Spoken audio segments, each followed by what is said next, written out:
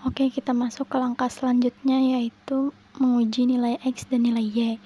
Nah, kita masuk ke aplikasi SPS-nya, terus masuk ke file baru yang di new dataset.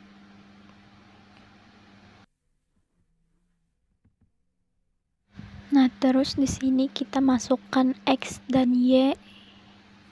Cukup X dan Y dulu.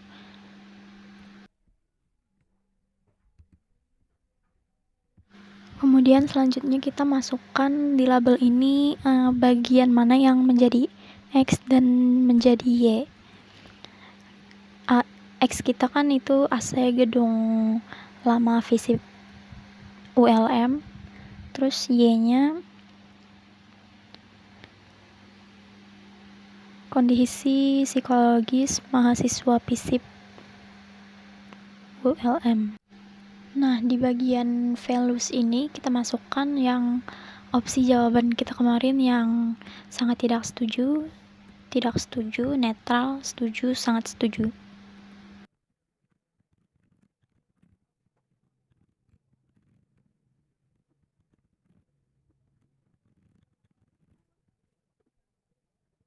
Yang ini aku copy aja supaya lebih cepat.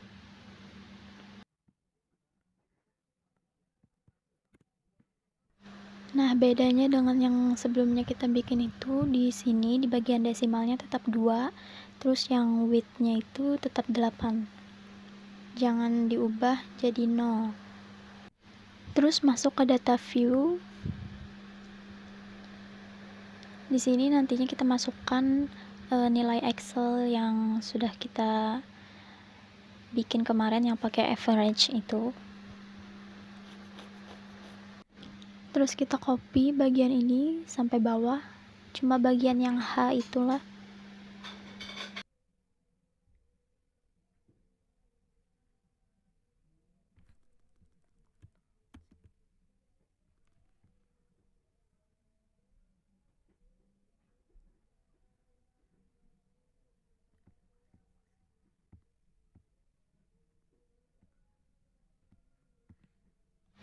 Terus kita paste di bagian X. Sudah muncul, terus kita lanjut ke yang Y. Balik lagi ke Excel, terus copy.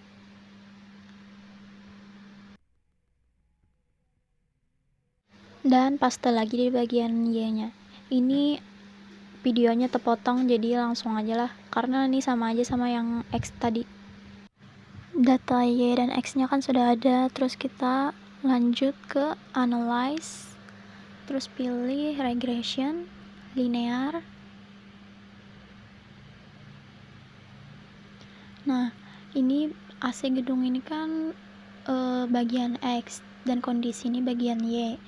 Jadi kita masukkan yang bagian Y atau kondisi ini ke bagian dependent.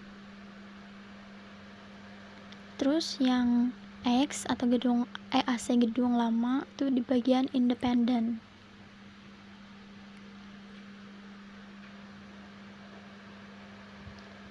Udah, terus kita masuk ke bagian statistik. Ini yang di checklist ada 3, estimates, model fit, sama yang di bawah ini.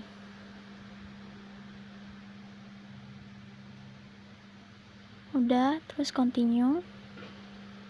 Masuk lagi ke bagian plots. Nah, di bagian sini yang spreadsheet itu dimasukkan ke Y, terus yang spread itu dimasukkan ke X. Udah, continue. Terus bagian save lagi. Di checklist yang bagian residual atas itu aja. Terus klik OK. Ini karena aku membuka file lama, jadi OK-nya kada muncul. Tapi semisal disuruh ibu mencontohkan, itu klik aja OK, karena nanti itu muncul.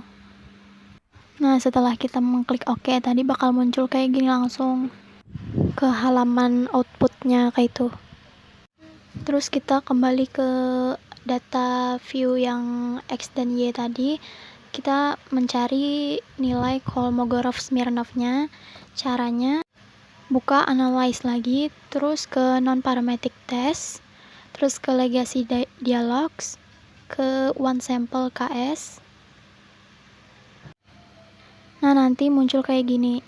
Itu yang under standardize itu kita pindah ke kanan yang pakai panah itu.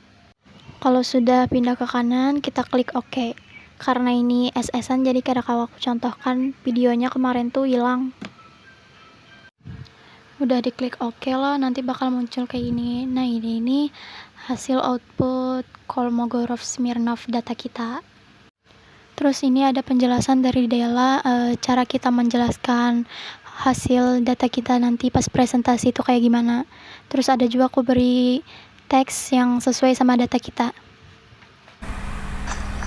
Untuk kita tahu loh data itu normal atau enggak, kita tuh ngelihatnya dari uji normalitas. Yang pertama tuh bisa melihat dari histogramnya. Kalau dia mengikuti garis gunung, berarti data itu normal. Tapi kalau dia nggak ngikutin garis gunung, artinya tuh kayak grafiknya tuh pendek, garisnya tuh lengkungannya tuh gunungnya pendek, itu nggak normal.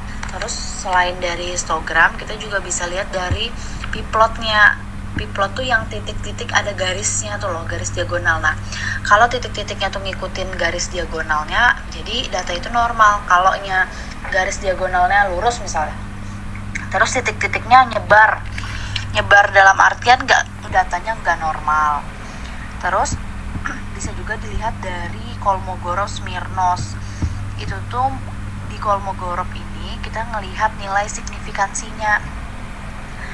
Nilai signifikansi di Kolmogorov-Smirnov ini harus lebih dari 0,05 agar datanya itu normal.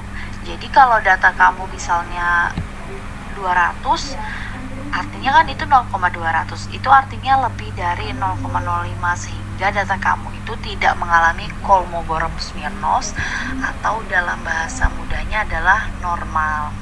Terus bisa juga dilihat dari uji multikolonialitas. Itu di uji multi ini kita ngelihat dari bagian yang koefisien di bagian fifth sama toleransi, dimana fifth-nya harus kurang dari 10 dan toleransinya itu harus di atas 0,1. Agar apa? Agar tidak terjadi multikolonialitas sehingga data kita dapat dikatakan normal. Terus ada juga uji heteroskedastisitas, itu dari scatter plotnya. Scatter plot tuh yang titik-titik menyebar itu. Nah, kalau titik-titiknya menyebar nggak menggumpal, berarti data kita normal. Terus yang terakhir uji hipotesis atau regresi linear berganda yang ada uji T sama uji F. Kalau uji T itu dilihat dari koefisien, terus uji F dilihat dari ANOVA-nya. Kalau dari datamu itu harusnya nih kalau data itu normal, dia harus kurang dari 0,05. Sedangkan di data yang kamu kirim itu koefisienmu lebih dari 0,05. Jadi datamu itu berdasarkan uji T tidak normal. Simpulannya HO-mu itu diterima dan HA-mu itu yang ditolak. Kalau uji F itu kan dari ANOVA, dilihat juga dari nilai signifikansi. Datamu nilai signifikansinya itu juga lebih dari 0,05. Jadi sama, HO-mu itu diterima dan HA-mu itu yang ditolak. Jadi kalau dilihat dari uji 2 itu, punyamu itu datanya nggak normal.